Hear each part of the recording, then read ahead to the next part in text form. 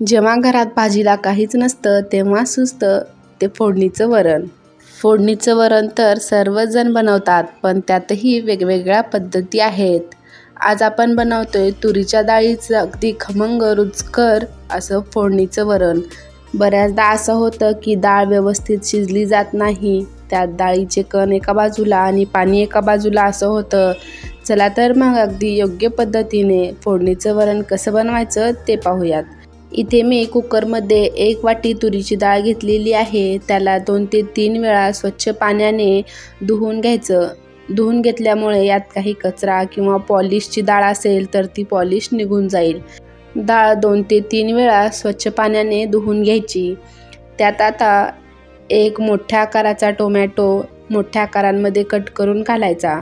त्याचबरोबर अर्धा चमचा हळद घालायची व त्यामध्ये चवीनुसार मीठ घालायचं. डाळ शिजवण्यासाठी पाण्याचं प्रमाण अगदी योग्य असलं पाहिजे. त्यासाठी 1 वाटी डाळीला 3 वाटी पाणी हे अगदी परफेक्ट मेजरमेंट आहे. तुम्ही टोपामध्ये शिजवा किंवा कुकरमध्ये. 1 वाटी डाळीसाठी 3 वाटी पाणी हे अगदी परफेक्ट मेजरमेंट आहे. सर्वात शेवटी यामध्ये अर्धा चमचा तेल घालायचं. तेल घातल्यामुळे डाळ शिजवते वेळी कुकरच्या शिट्टीमधून जो फेस किंवा पाणी बाहेर येतं ते येत नाही. आता इथे कुकरचं झाकण बंद करून याच्या 3 ते 4 शिट्ट्या करून घेऊ. इथे पाहू शकता अगदी मऊसूद अशी डाळ शिजलेली आहे. अजिबात जाडसर असे कण राहिलेले नाहीत, काहीच नाही. अगदी मऊसूद मेणासारखी डाळ शिजलेली आहे. आता फोडणीची तयारी करू. फोडणीसाठी मी गॅसवर कढई ठेवलेली आहे. त्यामध्ये 4 चमचे तेल घालायचं. तेल छान कडकडीत गरम झालं की त्यामध्ये अर्धा चमचा मोहरी घालायची. मोहरी छान तडतडली की 1 चमचा जिरे घालायचे. जिरे व मोहरी दोन्ही छान फुललं की 1 मीडियम साईजचा कांदा बारीक कट करून घालायचा.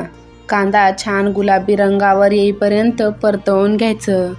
कांदा भाजतेवेळी त्यामध्ये लगेच 6 ते 7 कढीपत्त्याची पानं घालायची, म्हणजे तीही छान भाजली जातात व त्याचा फ्लेवर फोडणीमध्ये उतरतो. आता कांदा 2 ते 3 मिनिट छान गुलाबी होईपर्यंत परतवून घ्यायचं.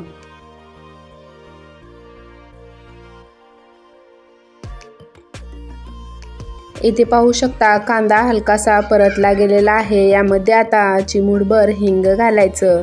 त्याचबरोबर 6 ते 7 लसणाच्या पाकळ्या जाडसर ठेचून घालायच्या.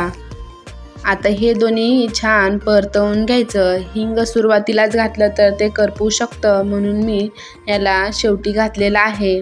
आता कांदा छान परतवून घ्यायचा. त्यामध्ये तुम्हाला जर आवडत असेल तर एखादी हिरवी मिरची घालायची. हिरवी मिरची घालते वेळी त्याला मधून चीर द्यायचा.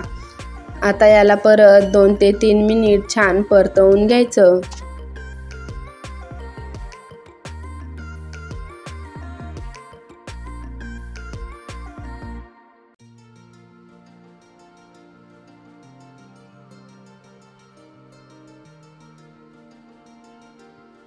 आता इथे कांदा छान गुलाबी रंगावर परतला गेलेला आहे. यामध्ये अर्धा चमचा हळद, 2 चमचे लाल तिखट व अर्धा चमचा गरम मसाला घालायचा. गरम मसाला नसेल तर तुम्ही गोडा मसाला किंवा कांदा लसूण मसाला घातला तरीही चालेल. सुके मसाले घातल्यानंतर फोडणी 1 मिनिटभर परतवून घ्यायची, म्हणजे मसाले छान तेलामध्ये फ्राय होतात. आता यामध्ये शिजवून घेतलेली डाळ घालायची. डाळीमध्ये मी गरम करून पाणी घातलेलं आहे. या डाळीमध्ये अजिबात थंड पाण्याचा वापर करायचा नाही. थंड पाणी घातल्यामुळे डाळीला छान अशी चव येत नाही. इथे पाहू शकता कन्सिस्टन्सी अगदी परफेक्ट आहे व डाळ छान एकजीव झालेली आहे. आता यामध्ये चवीनुसार मीठ घालायचं. मीठ आपण डाळ शिजवते वेळी पण घातलेलं आहे, त्या प्रमाणातच मीठ घालायचं व याला छान उकळी येऊ द्यायची.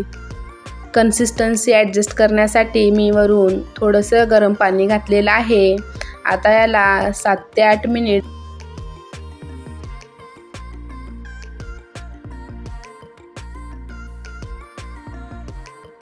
उकळते वेळी यामध्ये बारीक चिरून भरपूर अशी कोथिंबीर घालायची.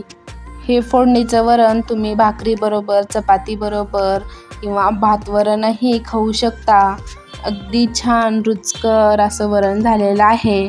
या पद्धतीचं जर फोडणीचं वरण बनवलात तर नक्कीच तुम्ही अर्धी तरी भाकरीही जास्तच खाणार। इथे आपलं छान रुचकर खमंग असं फोडणीचं वरण बनवून तयार झालेलं आहे। व्हिडिओ आवडला असेल तर व्हिडिओला लाईक करा, शेअर करा व चॅनलवर नवीन असाल तर चॅनलला सबस्क्राईब करा। भेटूया अशाच नवीन रेसिपीसोबत, तोपर्यंत बाय बाय।